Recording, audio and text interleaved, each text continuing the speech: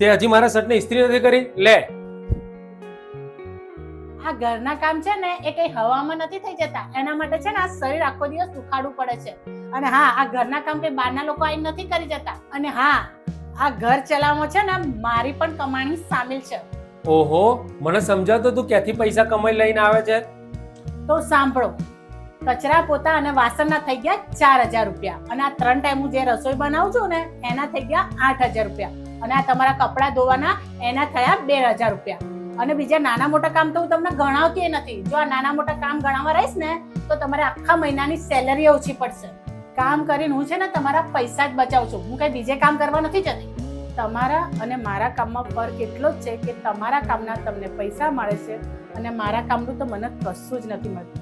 હા, માન સન્માન પણ. તો દોસ્તો, આપણે તો આખો દિવસ બહાર કામ કરીને જ્યારે ઘરે આવીએ છીએ ને તો આ લોકો પણ આખો દિવસ ઘરે કામ જ કરતા હોય છે. પણ આપણે શું કરીએ છીએ, સાંજે આવીને આપણે જ્યારે પણ કહીએ છીએ ને કે ભાઈ આ કામ કર, આ કામ કર, તો ક્યારે એ લોકો ઘરની સ્ત્રી આપણને ક્યારે ના પાડતી નથી. અને તમને તો શનિ રવિ રજા પણ મળે છે, જ્યારે અમારા કામમાં તો કોઈ જ રજા હોતી નથી. ઉલટાનું રજાના દિવસે તો અમારે કામ વધી જાય છે. એટલા જ માટે ઘરની સ્ત્રી છે ને એને લક્ષ્મી કહેવામાં આવે છે. માટે એમને માન સન્માન આપો અને એમને પ્રેમથી વાત કરો.